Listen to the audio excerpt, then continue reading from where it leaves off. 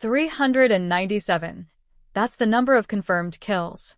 Rachel Carter, once a highly skilled Green Beret sniper, had earned every one of them before she decided to trade in her rifle for something far less lethal, a tractor. She had left behind the battlefield, or so she believed, returning to her family's farm in Pine Valley, Wyoming. After her husband's passing, she was determined to raise her 2 children alone, facing a different kind of challenge, one that required strength, resilience, and love.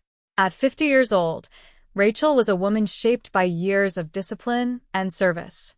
Her body carried the scars of war, but her heart? It was softened by the land, by the simple yet demanding life of farming. She thought she had left behind the days of danger, of always looking over her shoulder. She believed, perhaps foolishly, that peace had finally found her. But peace, it never lasts, does it? The days on the farm were long, the mornings beginning before the sun fully stretched over the horizon. There was always work to be done, fixing fences, tending to crops, feeding livestock.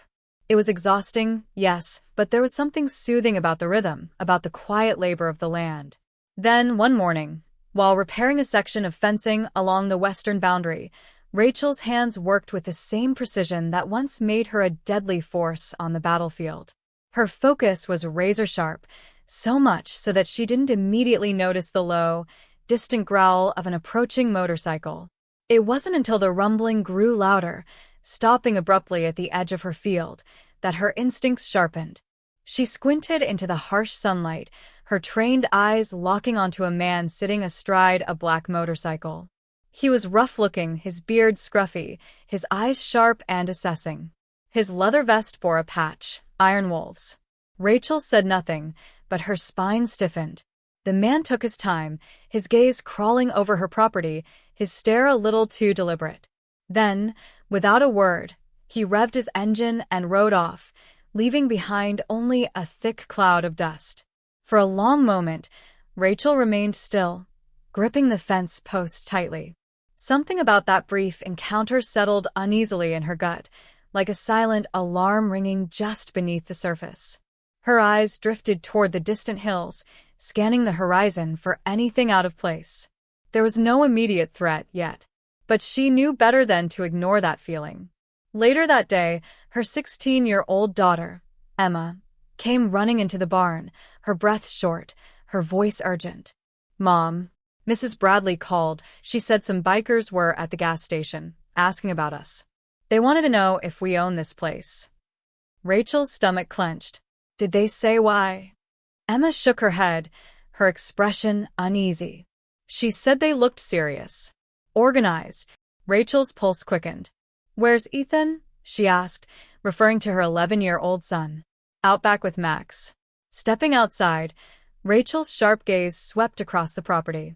Max, their loyal Australian shepherd, was near the chicken coop, barking, an urgent, warning kind of bark. Rachel's hand twitched toward her hip on instinct, but the weight of her old sidearm was long gone. "Mom," Ethan's small voice came from near the coop. His face was pale as he pointed toward the road. "I saw 3 bikes earlier. They stopped right there. Just watching the house. Max has been acting weird all morning. Kinda like when that mountain lion showed up last year." Rachel nodded, her mind already shifting into problem-solving mode. "You and Emma stick close to the house," she instructed. "I'm going into town." The Pine Valley feed store was as busy as ever, but something felt off. Conversations hushed as Rachel walked in, eyes following her movements. Sam, the store owner, leaned over the counter as she approached. His voice was low, cautious. "Rachel, I heard about the Iron Wolves sniffin' around your place." He shook his head grimly. "They've been moving through the valley, farms, businesses. Anyone who refuses to pay up, well, let's just say barns don't catch fire on their own." Rachel's jaw tightened. How many of them? A dozen, maybe more. They're not just some ragtag gang, either. Some of them have military training. The bell above the door jingled, and in walked Martha, Rachel's elderly neighbor. The woman's face was pale, her hands clutching a newspaper as she hurried over. "Rachel," she whispered, unfolding the paper. "You need to see this." A grainy black and white photo stared up at her.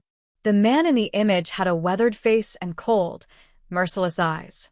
His name was printed underneath. Viper. Rachel exhaled slowly. They've already taken over 3 towns north of here, Martha continued. The Thompsons refused to pay last week. Their farm is gone. Rachel's mind was already racing, calculating every possible move. Thanks for the warning. Let me know if you hear anything else. Back home, Emma met her at the barn. Mom, she said, her voice tense. A black motorcycle passed by twice while you were gone. They're watching us, aren't they? Rachel nodded. We're not panicking, but we're not ignoring it either. Stick to the routines we discussed. Stay close to the house. Keep Max nearby. That night, Rachel sat on the porch, cleaning her shotgun. She'd bought it for coyotes, but tonight it was a reminder. A statement. This farm is not an easy target. Her hands moved methodically, an old, familiar rhythm. But her thoughts? They were elsewhere.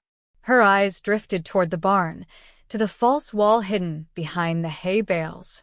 Behind it, locked away for years, was her sniper rifle and tactical gear.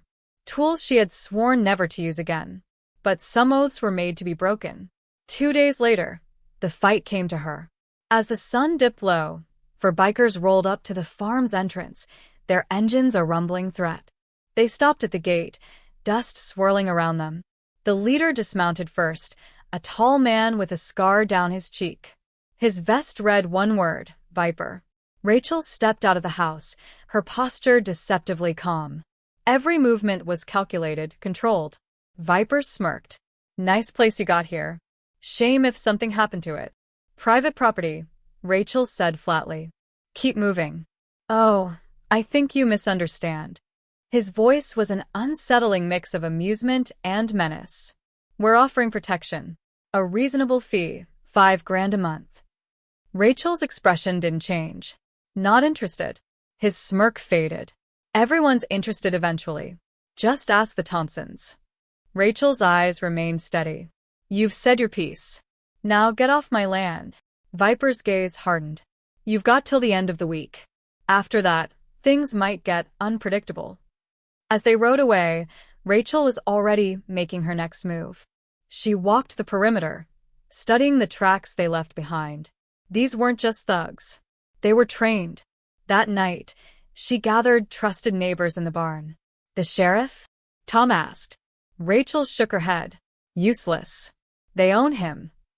Martha nodded. Then it's up to us.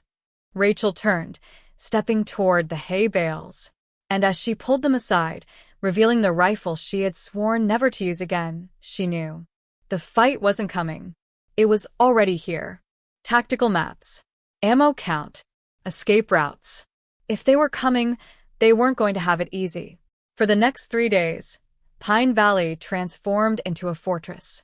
Fences were reinforced, vantage points identified, and every possible escape route was mapped out. Rachel's training took over. This wasn't just preparation, it was war strategy. Every barn, every ditch, every rooftop was accounted for. The town had no military, but it had farmers, ranchers, and survivors. People who knew how to hold their ground. Emma and Ethan trained alongside her. Basic tactical maneuvers. Defensive positioning. They weren't soldiers, but they were Carter's kids, and that meant they weren't backing down. Emma, fierce and determined, learned to move swiftly, use cover, and fight with whatever she had. Ethan, young but sharp, learned signals, relayed messages, and stayed close to Max, their ever-loyal Australian shepherd. They weren't afraid. Not anymore. And then, just before dawn, it happened. The ground trembled with the roar of 20 motorcycles tearing down the main road. They didn't charge in recklessly. No, these men knew what they were doing. They split into formations, flanking positions, circling the farm like wolves surrounding prey. But Rachel wasn't prey. From her perch in the hayloft, she adjusted the scope of her rifle, her breathing slow and even. She whispered into the radio clipped to her vest. Positions. Stay low. Then came Viper's voice, loud and confident over the rumble of engines. Last chance. Hand over the farm, and we'll let you walk away. Rachel's answer was a single shot, clean, precise.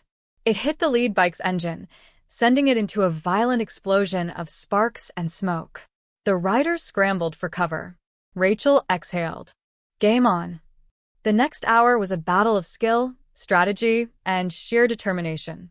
Rachel's rifle sang with controlled bursts, not aiming to kill, just to cripple. Engines sputtered, tires blew out, and the wolves were forced to rethink their approach. The locals held strong, using the land to their advantage. They fired from behind barricades, from rooftops, from the shadows. Even Emma got in on the fight. A biker who had broken past the perimeter found himself on the receiving end of a well-swung softball bat, courtesy of Rachel's daughter. His arm snapped with a sickening crunch before he hit the dirt. By sunrise, the wolves were retreating, half their bikes abandoned. Several of their men left behind, groaning in pain. From the back of a pickup truck, Viper locked eyes with Rachel, his face twisted in rage. "This isn't over," he spat as they sped away. Rachel didn't blink. "I know." Because she wasn't naive. They'd regroup. Come back stronger. With more numbers. More weapons. But what they didn't understand, they weren't just fighting a lone woman and her kids. They were fighting an entire town. The wolves' return. Night fell heavy over Pine Valley, thick with anticipation.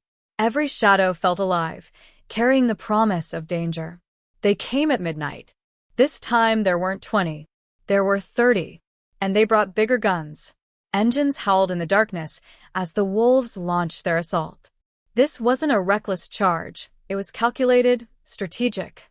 A fire erupted along the eastern fence, meant to draw defenders out of position. Explosions shook the night sky. But Rachel had planned for this. She moved like a ghost through the battlefield, rifle in hand, every shot deliberate. She didn't need to kill them. She just needed to make them hurt. Tires blew out. Radiators burst. Riders hit the ground hard, their bikes twisted wrecks beneath them.